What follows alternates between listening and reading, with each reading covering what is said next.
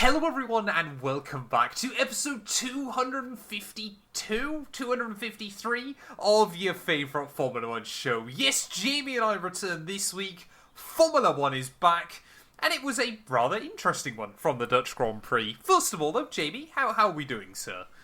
Doing well, yes. I caught the most of the race on the radio, which is fun. I actually quite enjoy a little radio commentary, to be fair, both football and F1, so I would recommend. But yeah, I was driving home from Wales as the race was going on. You poor boy. So, yeah, I suppose caught it's better than Harry driving Benjamin to Wales. Well, I think North Wales is quite nice. You're just too southern to go. So. Yeah, says the man who spends most of his time in the south of France. Not that's harsh. Okay, well, let's move on quickly from that one. Yes, but it was a good race. Lots to talk about. Well, was it a good race? We'll get into it. We certainly will. I mean, first of all, it was great to have Formula 1 back, wasn't it? Yes. The summer break, I feel like we say this every year, but the summer break this year felt long. It really did, yeah. Like we said, I think it was a combination of having 2 weeks off after Silverstone and then two pretty boring races anyway. That we kind of got into the summer break, and it felt like we hadn't had a good race since Silverstone, which was now pretty much 2 months ago, 8 weeks ago, wasn't it? Which is kind of insane. But Formula 1 was back, though, pretty much immediately, as we were going to expect, because Lance Stroll basically spent the early part of the weekend just crashing. Yeah, it was all looking good for Aston Martin in FP1, wasn't it? Was it P3 and 4 in FP1? I think it was third and fourth, yeah.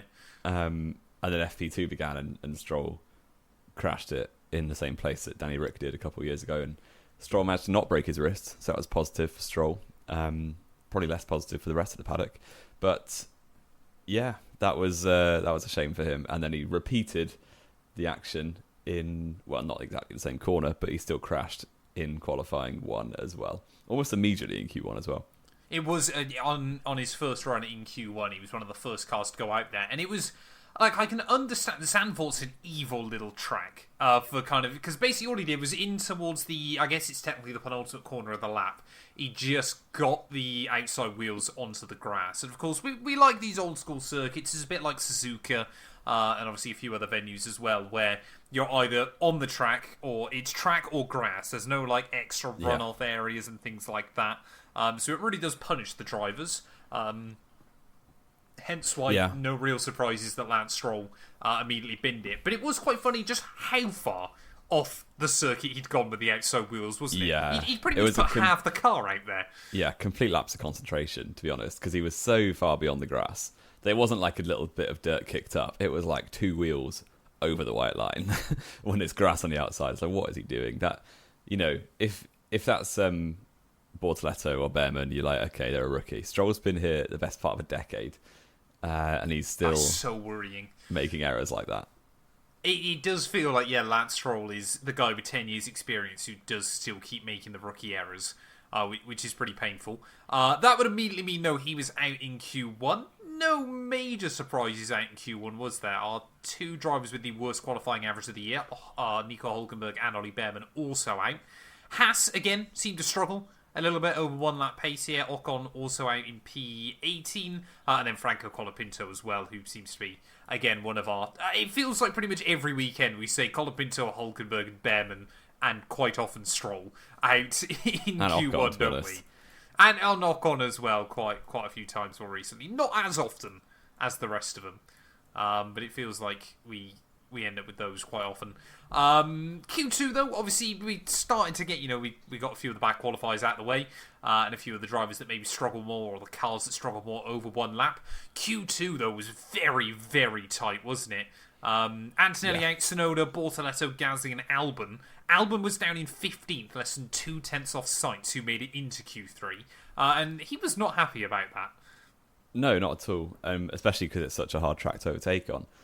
The qualifying is really everything. So for a driver who, Williams had good pace this weekend, and Albon knew that, and Albon is on not a poor run of form, but it's just the car pace hasn't been there in the last few races. The whole Williams team have been more recently. So he was very disappointed to qualify 15th, because you're thinking, unless it's a weird race, I'm not getting points from 15th at Zandvoort. No, exactly. But yeah. Exactly. But by the time we got to Q3, though, what would it have been? Lando fastest FP1, FP2, FP3.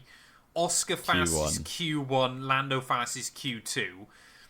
Q3 was actually very entertaining, wasn't it? Because again, where this is a circuit where there is no room for error, and both drivers knew just how important pole position was going to be. What the gap after the first runs was 12 thousandths of a second in Oscar's favour? Yeah, super tight after run one, and neither of them hooked up like full purples, did they? There's a green and a yellow in each of the laps. That was more just because obviously they were both trading little bits of time out of each other. Yeah. I think more than anything else. I don't think either of them were doing bad laps per se, because I mean, even then, neither of them would improve on their second runs, but they both still ended up within a tenth of the time they did in the first run. And actually, the second time around, it was Lando that got the better of Oscar by 4 thousandths. Yeah. But it made no difference. Yeah, and Piastri kind of stole that pole position away, didn't he? And it felt like it was Lando's to lose certainly after practice sessions finished. Piastri looked a small step back. But I think Lando would be disappointed without pole position, because he did seem to have, just that little bit of edge, almost like he did in Austria, which maybe was a little bit more of an edge back then. But yeah, I think Piastri did very well to get pole position. Obviously, I saw it coming because I predicted that he would. Yep. And that was, from a track that is so hard to overtake on, you're thinking whichever McLaren's leading into turn one is probably going to win, unless something weird happens in the race. Yes, exactly. I mean, it is one of those ones, isn't it, that I know we've spoke about it so many times before, but on quite a few of these tracks where, I thought Lando honestly was going to come back after the summer break, not like absolutely wipe the floor with Oscar or anything like that, but I kind of had in my head, obviously, he dominated this race last year, that he'd kind of, pick pole up by like a tenth and a half, 2/10 of a second and just controlled it. But it goes to show again just how much Oscar has worked on, especially at some of these tracks where last year he was deemed to be further off of Lando. More often than not now, he's either right there and applying a lot of pressure, or, as we saw this weekend, when it matters, quicker, which is obviously how he's going to win a world championship. Yeah, well, he'd be hoping so, wouldn't he? And it really feels like, we were talking pre-show, that the normal tracks, Piastri seems to do slightly better, which is the way to win a world championship. You think, I'm thinking 2017, 18, maybe not 18, but certainly 17, you argue, the Mercedes was quicker at a normal racetrack, Ferrari were maybe quicker at the high downforce racetracks, but because there's more of the normal ones, Lewis Hamilton had a better odds at a championship than Sebastian Vettel, just because you build a car and you want to be the stronger driver at the most common type of racetrack over the course of the season, and that's what Piastri's doing at the moment. Yeah, exactly, and he's doing a very good job with it. Easily driver of Saturday, though, was Isaac Hadjar, wasn't it?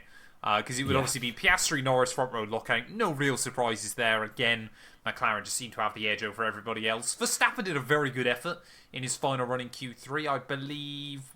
Did he get into the 108s? Yeah, he did get into the 108s, didn't he? Just ahead of Isaac Hadjar there in a brilliant P4 effort. Admittedly, I think this was a circuit where the V-carb looked very good as well, but still he's a rookie with half a year experience and is still getting a lot out of that car. He probably shouldn't have been ahead of both Mercedes and both Ferraris. He probably shouldn't have got ahead of both Mercs and both Ferraris, no. It was a fantastic lap. Russell would line up fifth ahead of both Ferraris, Leclerc ahead of Hamilton. After, to be fair, Hamilton, throughout most of the weekend prior to Q3, looked to just have the edge over Leclerc. But Charles just found something extra, got ahead of him by I think half a tenth in the end. Liam Lawson in P8, Carlos Sainz in 9th, and then Fernando Alonso rounding out your top 10. And that brought us then, Jamie, into race day Sunday, which, considering how excited I was, obviously, for the Grand Prix, it took me until about an hour before the race, and I suddenly remembered it was on. Nice. Yeah, it was a good start for all parties, especially those supporting Max Verstappen in the grandstands, because Piastri gets away well. Norris probably gets a better launch, but his second phase wasn't quite as good as Piastri. And he got boxed in. Obviously gets cut off, because why wouldn't Piastri do that? Which allowed Verstappen round the outside of turn 1. Norris holds it through turn 2 ahead of Verstappen, and then Verstappen, what a crazy move into turn 3, but fair play. That was phenomenal stuff to just absolutely send it. Well, he basically lost it and accidentally sent it, really, I think. but he got position too, so I'm not going to complain about that. And Piastri probably wouldn't complain as well, because it was one more car between himself and Lando Norris at a track, like we said, that is very hard to overtake at. I wouldn't have been surprised if Verstappen just stayed there all race, but obviously that didn't play out. But yeah, very good news for the Dutch fans in the grandstand. No, it was. I mean, it was one of those ones as well, wasn't it? Where I think again goes to show why. I can understand it from on the one perspective for Lando, of course. Max isn't your title rival. You know you've got a quicker car over a race. Max was also on a softer tyre as well, which nobody thought would survive for very long. So he's kind of like, oh, I'll give it up now a little bit and obviously come back later on. But again, it goes to show the psychology there of Max knows he can just send it around the outside of Lando. I mean, turn 2, I guess it's technically turn 2, isn't it? Is a corner where you can go too wide, but obviously it only really happens on lap 1. Yeah, it's not really worth it, is it? Yeah. I think the thing is as well, of course, especially lap 1 with cold tyres, everything like that, obviously you can send it to the inside of 3 and obviously make it work and obviously drag the car back up the banking. But it is kind of one of those ones, again, where I understand from Lando's perspective of just keep the car in one piece. But on the other hand, again, it's that whole thing of Max is willing to try it on you because he knows you'll jump out of the way a little bit more than a lot of other drivers will. And again, I've said it before and I'll keep banging on about it. It does not help Lando in the championship fight. It doesn't, but equally, he's not against Verstappen in the championship this year. So that is the but freedom Verstappen's still that on comes... the track. Yes, exactly. But it's the freedom that comes from Max's perspective, where you're not fighting for a championship. You can just make these bold moves and kind of. Oh, he would have done it anyway if he was in a championship fight or not. Well, he maybe would have done it even worse. He might have run him off the track more if he was battling for a championship. But you know, Lando was. I think he did the right thing. Realistically, there's no point in having an accident with the driver. If you watch the replay though, it was quite far ahead going into turn 2. Yeah, like it was he broke very early. For turn 3, yeah. Yeah. Well, I don't think he could probably see Max in his mirrors. He was so deep into the apex of turn 3 that, like, where on earth is he? Let's just keep it calm. But it didn't matter that much in the long run, to be honest, because, you know, McLaren was just too fast. So No, I mean, within by lap 10 9, laps, yeah. Lando had already got around the outside of him back at turn 1, which, again, I was quite surprised Max didn't defend this a bit more, especially this home Grand Prix. This is going to be my tinfoil hat moment of the episode. I think someone higher up inside Formula 1 has said to Max Verstappen, yeah, obviously race him when you've got a good chance, but there's no crashing into either of them. Massive disagree on that. I think, in fact, if an F1 higher up did say that to Max Verstappen, it would make him want to crash into them more, to be honest. So probably I not just the think right mentality, but there we are. The McLarens, especially this track, was so ridiculously fast. You know, it could have been another Suzuka or another Imola, but Zandvoort is probably slightly easier to overtake at than those two tracks. Would you say so?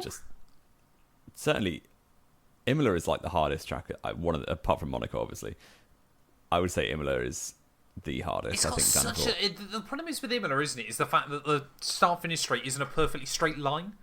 No, so exactly. Obviously it just kind of means you can take but it means you can also take the mick a bit with moving across the circuit and things like that to defend, doesn't it? Yeah.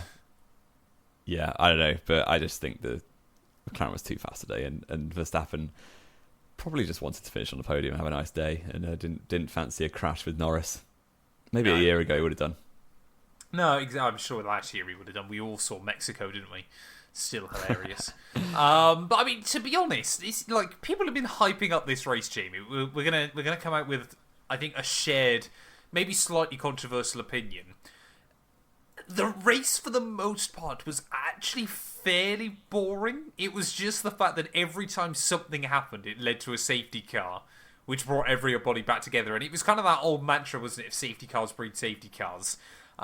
We were waiting for some rain early on, which I think all of us kind of envisioned a repeat of 2023. Strategy goes absolutely berserk, everything like that. Nobody even used the intermediate tyres at any point, did they? After it was predicted rain all weekend. I don't think we ever saw the intermediate tyres used. I don't even think we saw them prepared on the cameras at any point. No, exactly. Which is a shame. It did spit a little bit earlier on in the race, but never enough. But it made no difference to make them think about Inter. No, exactly. It did spit enough for Lewis Hamilton to have a crash. Yeah. What are you going to say about that, Matt, as our resident Hamilton fan? It's just... the thing that saddens me so much is he came into the... Like, obviously, after Hungary, he was like, they need to bin me off, get someone else in. He came back after the summer break and seemed to be a bit rejuvenated. Like we said, seemed to be a little bit quicker than Leclerc throughout most of free practice and qualifying. Obviously, Leclerc, again, brilliant lap in Q3. I don't think Lewis would have been upset by losing out to Charles in that scenario or anything like that. But it's so rare that we see a Hamilton mistake. And all I can hope for is that just all of his Ferrari, everybody's focus is on next year now. What's so Leclerc win the championship? Yeah, probably. No, I think, again, he's just looking... He's got to be looking at the future now. It was a really poor error, but just got a little... I think, he'd already said he was struggling to keep up behind George. He couldn't get much closer. The team had told him to try and get closer, so he was trying to push on a bit more. Probably a little bit unlucky as well in the fact that was probably the wettest Turn 3 ever got, or like the slickest Turn 3 19 other drivers did the Turn 3. 19 other drivers did still manage it. I'm not trying to give him excuses or anything like that. But yeah, just a bit painful, wasn't it, really? Well, I thought it was quite funny, to be honest. But, yeah, I'm sure you did. I'm sure you did. But yeah, just pain. It's the only word I can use, Jamie. It's just pain. In the words of football Twitter, it might be time to learn Saudi. No, not yet. No, he is learning Saudi. That's why he's gone to Ferrari on such a ridiculous deal, isn't it? True. But that caused our first safety car of the day, because Hamilton's Ferrari was definitely stuck there without a wheel attached on the front right. Leclerc had pit a lap before to try and undercut Russell, and I guess Hadjar as well, if it was close enough. But obviously that Hamilton screwed that over.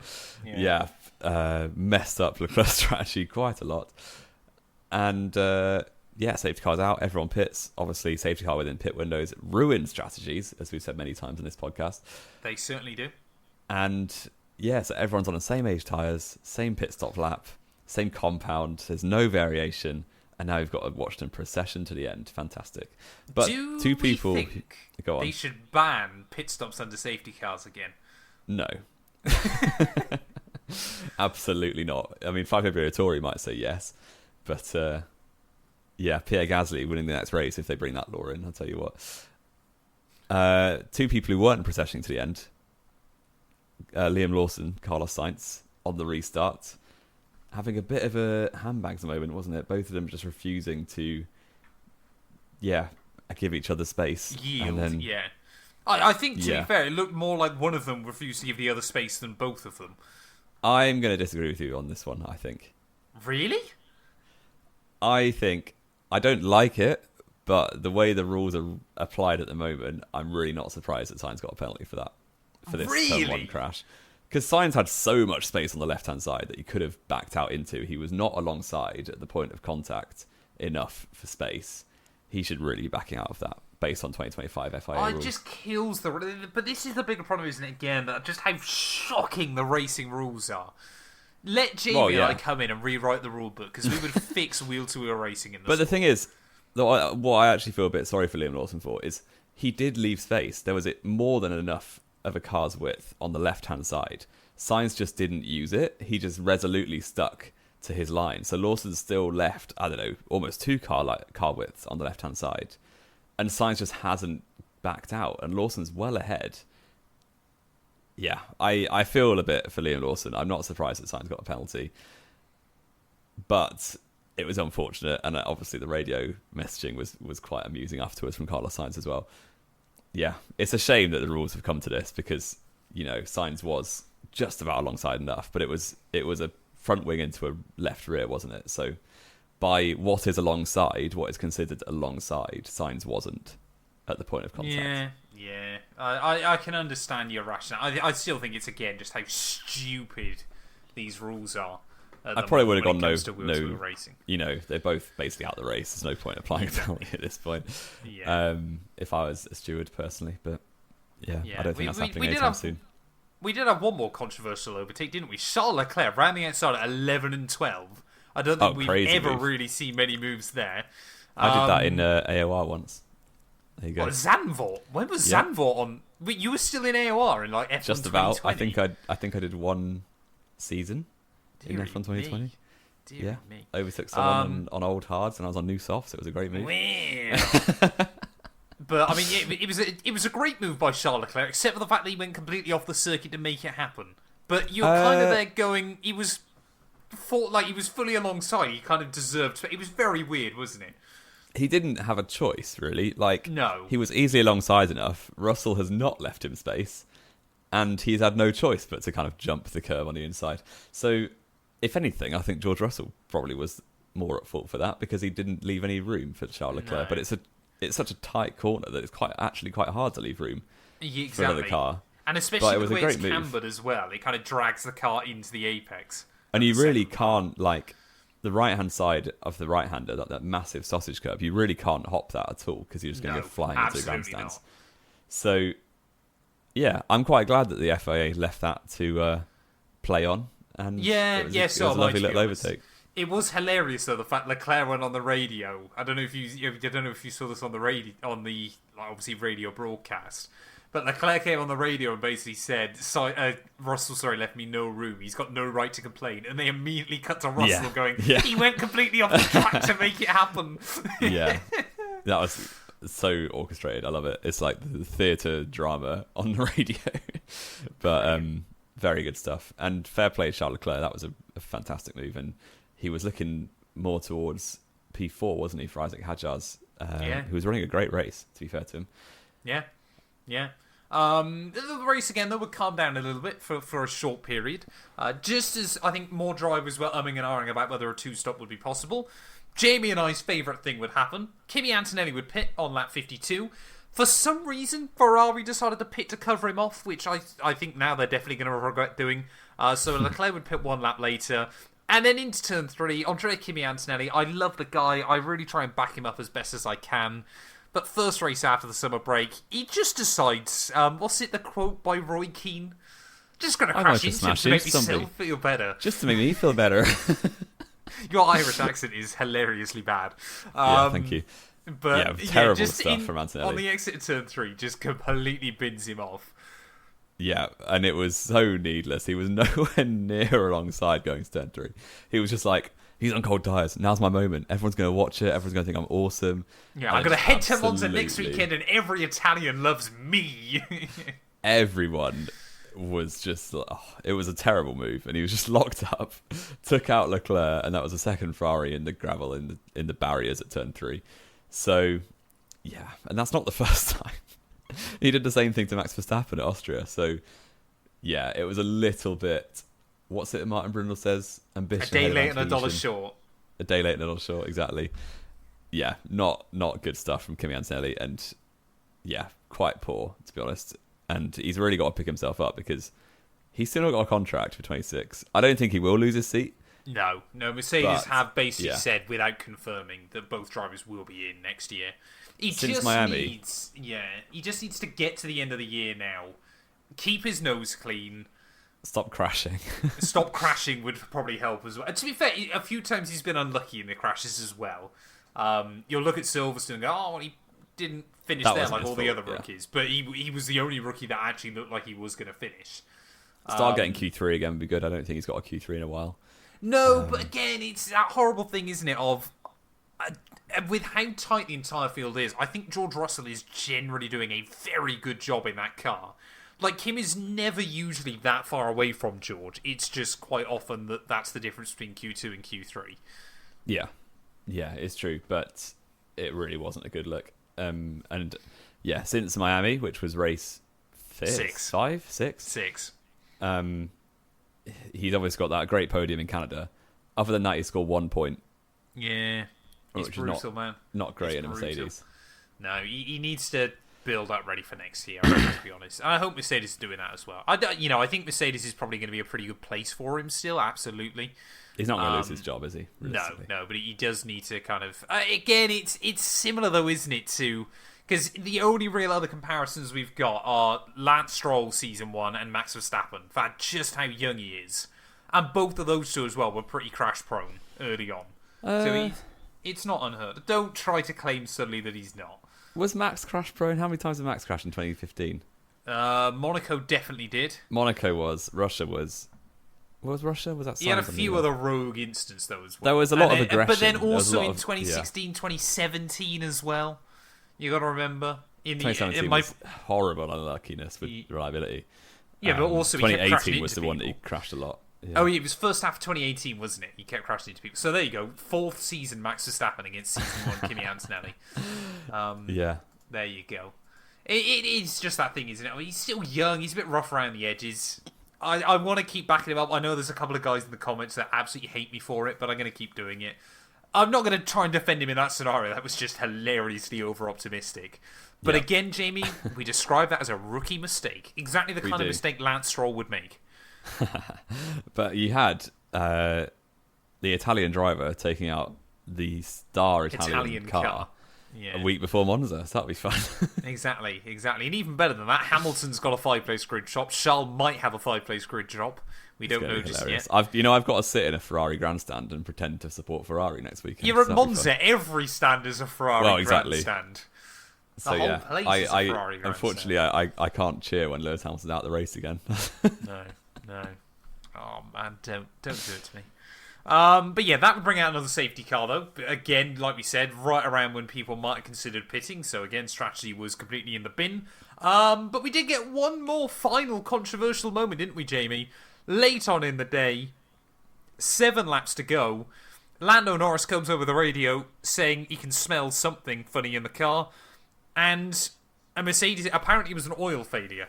An oil pump failure, leak, I want to say. Oil leak. Yeah, Lando Norris, 7 laps to go, out of the Grand Prix. Is this the controversial moment where the championship is lost? Quite possibly. No, it's not. Because all of the media, especially British media, saying, oh, he's lost 25 points. No, he hasn't. He's lost 18 points. He lost 18, yeah. We can agree on that. He wasn't going to overtake Piastri. No. Also, if you look at the narrative of the season, this is kind of a leveler for Melbourne. I know that Piastri... That was his own mistake, though, wasn't it? It was both their own mistakes, though, and Norris just got away with it, I think. Yeah, but... Obviously, I think Norris is very unlucky to have had a DNF. Piastri's obviously had no reliability problems so far. We don't know if he might have some before the end of the season, but yeah, this has swung the championship massively towards Piastri.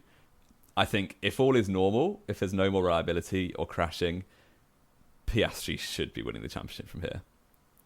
It's going to go one of 3 ways, isn't it? Either Lando now gets completely disheartened and Oscar waltzes away with it, maybe wraps it up with like a race or two, like might wrap it up in Qatar or even Vegas.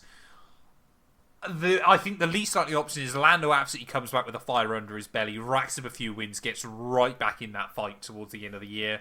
Or third, Oscar takes it a little bit easy. If there's a race where it's 50-50, he sits in for P2. If he senses an opportunity to pounce somewhere, he takes it. I think if Oscar now, I believe it's if he wins 2 more races, he can then follow Lando home in every other race, which I don't think he would be opposed to doing. It's Rosberg Hamilton, isn't it? 2016. Yeah. Apart from Rosberg deserved to win that championship. It wasn't just reliability. No, it was reliability completely winning that championship. But that's not true. It is complete. So if Hamilton didn't have that engine failure from the lead at Malaysia, the championship would have gone to... you don't know, do you? No, if Hamilton hadn't had that engine failure in Malaysia, the championship would have gone to... What Say it with me, Jamie. After 3. 1, 2, 3. Lewis Nico Hamilton. Rosberg. But Hamilton could have driven better at Suzuka. He could have driven better at Singapore. I'm not he could saying have driven Hamilton better at didn't make a couple China. of mistakes either, but he still would have won that championship. He's still absolutely the better Also, driver. Rosberg took it so easy after he needed P2 to the end of the year. He finished second 4 times in a row.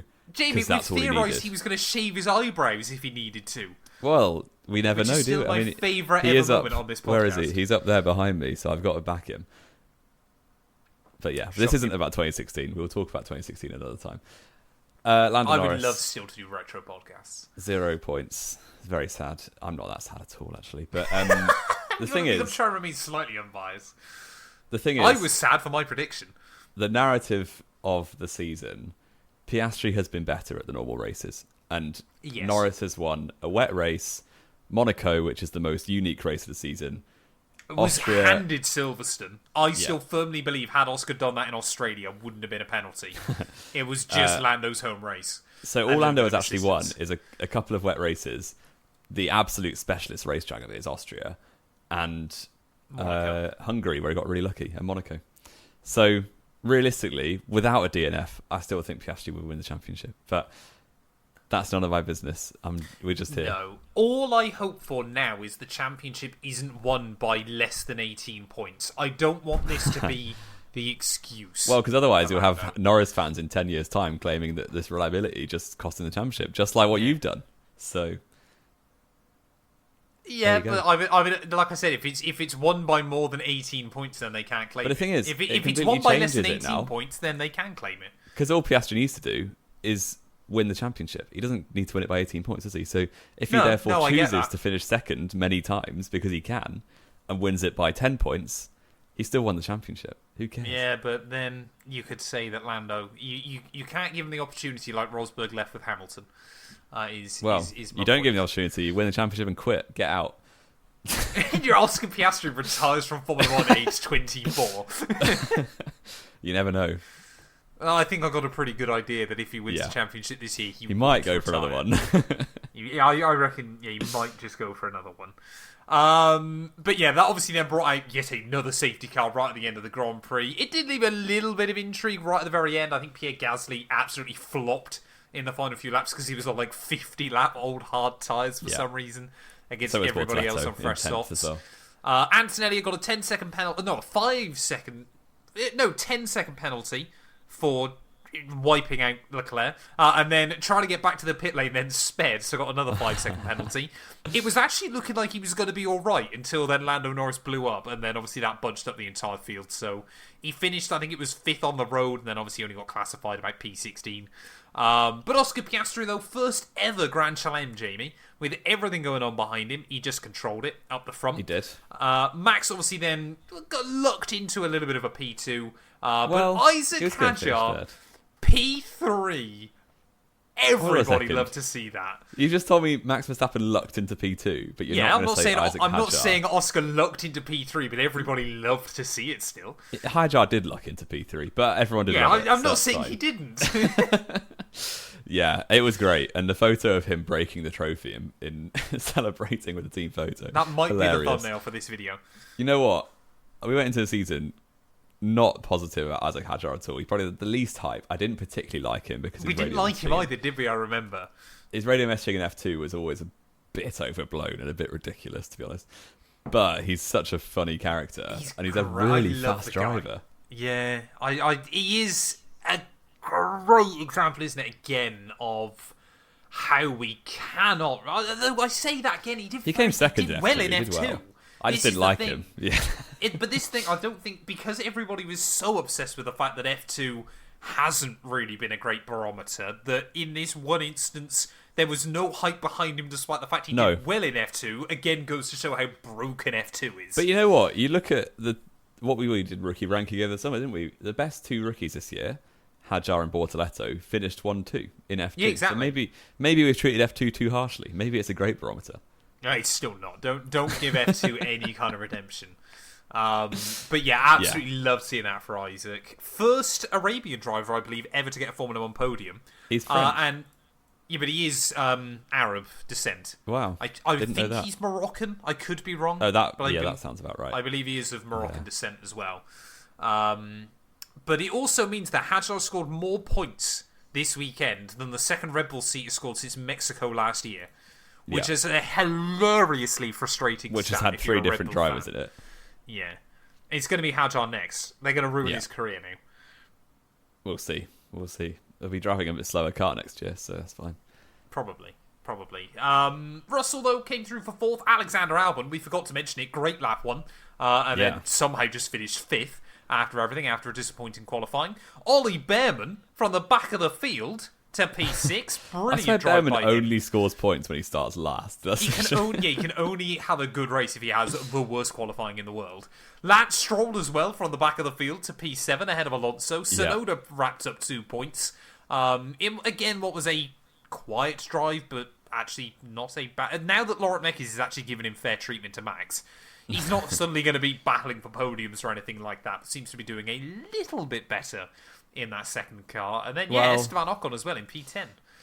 Yeah, exactly. And the strategy was actually quite weird, because what turned out to be the best strategy was to start on hards or pit onto hards before the safety car, ignore the first safety car, take the track position, wait for Esteban Ocon and Ollie Behrman to train the entire midfield up, and then another safety car comes out, everyone pits and you stay out, and then a third safety car comes out, you all pit, and then you're fine. So that's what Stroll did, that's what Behrman did. I think Albon did similar. So, yeah, it was weird, and it's a sort of race that strategists are just kind of, riding the storm and see what happens.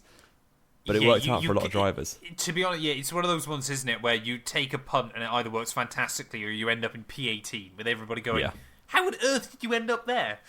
Exactly. It does segue quite nicely into our quiz, though, Mr. 183. Okay, here we go. Jamie tried to guess this quiz before the show. You told me there's 8 answers, so I thought, that's got to be 8 answers. That's got to be name every race for a Toro Rosso Red Bull, not Red Bull B team. That's the one. Finishes on the podium. I was like, I can do that. That's easy. But I'm a bit worried. That? It's not your quiz, though, I'm afraid. You were close, though. Okay. You've got to name me every driver that has finished on the podium alongside a Red Bull B team driver. Oh, there's only 8 answers. You should get all of them. Can I? No. Enough time is it forever? Oh, no, you're not time limited, but if you get one wrong, it's over. Okay. Well, let's start with Piastri and Verstappen. Correct. That's 2. The most recent before that was Baku 21. Pierre Gasly came 3rd behind Sergio Perez and Sebastian Vettel. Correct. That's 4. Vettel, going through this, ever since he got that first podium for them, seems to pretty much always be on the podium since. Oh, that's a clue. Thank you. That is a clue. One before that was Gasly's win in Monza, which was alongside Carlos Sainz. Correct, that's 5. And Lance Stroll. Correct, that's 6. Yeah, that's weird. Wow. It's always the podium we all forget that Stroll, because obviously the other 2 did a better job. He should have won that race. Stroll definitely should have won that race in the pink Mercedes. Before that, Pierre Gasly got a podium in Brazil the year before, which Verstappen won, and Sainz was behind, but neither of them are new answers, so who cares? Nope. Before that was Danny Kvyat in Hockenheim. Again, Verstappen won, Vettel second. Correct. So is it just 2 left? Is it the ones alongside Vettel? It is just 2 left. It's the 2 alongside Vettel. Oh, These are the 2 I thought were going to be the toughest for you. I know that one of them was Heikki Kovalainen in the McLaren. Correct. You've got one more, Jamie. Will you go 8 for 8? It was definitely a BMW driver. I'm sure of it.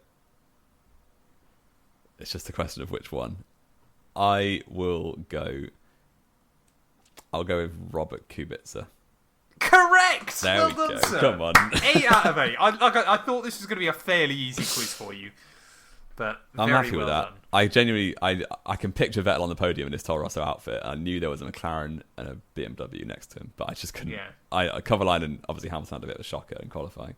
So, yeah. Good quiz. Great I job. like that one. Great jow. Yeah, I thought that would be right up your alley as well. And no more Minardi podiums before that was there. No, exactly. He didn't even get one, did they? In the 05. Mark Webber and Paul Stoddart as well. Yeah, exactly. Yeah, you should have. I should have put that in there. who finished on the podium in that Grand Prix? Who stood on the podium? I could have done that. You just be there going, Jim, you're still missing 3, and you just go, who on earth am I missing? What else we got to do, Jamie? Race rating, driver of the day, predictions recap. Yes. I don't think we want to look at predictions anymore. I think we want to scrap that this year. I think we will. I think it takes up too much time in the show. Well, let's do it real quick, because before the show, before the race, I was 7 points clear, 45 to 38. You said Lando Norris would get pole. Incorrect. You said Lando Norris would win the race. Incorrect. Damn it. Oscar Piastri P2, Max Verstappen P3. So 2 points. I was going to get Max bang on. 2 points out of 8 for you. Yeah. I said Oscar Piastri would get pole. Correct. 2 points. Oscar Piastri win. 2 points.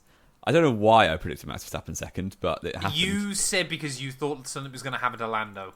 There we go. Bang on. I don't know. This, like, Jamie 183 is the worst person in the whole world to do this kind of thing with. Just got the gift of prophecy. What did you say? Are you going to claim you're God? Definitely not. And Charles Leclerc P3, which obviously no points, but there we go. 6 points to me, 2 points to you. Move on. That didn't take much time, did it? I hate this sport.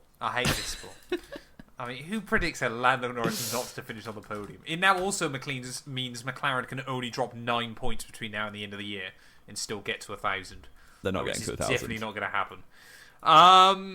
Race rating. I think people have honestly overhyped this one a little bit. It was still fairly boring for the most part. The Just best bit of carried by action- quite a few safety cars.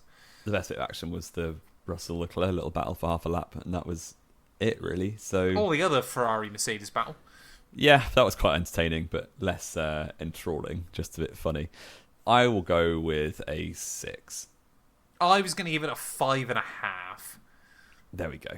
It was, again, another Dutch Grand Prix great. where people were going to now look back and go, oh, yeah, the Dutch Grand Prix, it's actually pretty decent. And they're going, no, it's not a Formula 1 track. Get the sprinklers out. It is a Formula 1 track. The cars just don't work there. Yeah, it's another But Imola. it's always a bit notorious for that. Driver of the day. I mean, it's easy. It's Isaac Hadjar, isn't it? Although, to be fair, Piastri did get a Grand Chelem.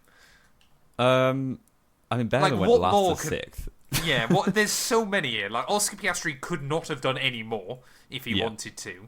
Isaac Hadjar, brilliant podium. Behrman, best ever result in Formula 1 from the back of the field. Yep. Albon, brilliant drive after a great lap 1.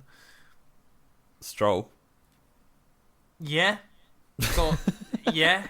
He also raced. I love the fact he's back ahead of Alonso in the championship. It's so funny. I will go for Oscar Piastri because I know you go for Hadjar. Yeah, well, I think they both deserve it, don't they? So you've said Oscar, I'll say Isaac, which is all fair. Have we got anything else to add, Jamie? No, I don't think we have. I think we've done very well. I think we've rattled through everything we needed to. A massive thank you to everybody for their continued support. If you're new, make sure you leave us a like, get yourself subscribed, drop us a follow as well. Over on Spotify, we're on Apple Podcasts. I think we're on a couple of other places. I can't quite remember. We also upload just the podcast form on YouTube as well. If that's more your fancy. We will be back hopefully later on this week. I need to talk with Jamie after the show just to work out when we're going to record our Monza preview as well. Formula 1 is back. I'm looking forward to it. And yeah, we will return later on this week to preview the Italian Grand Prix.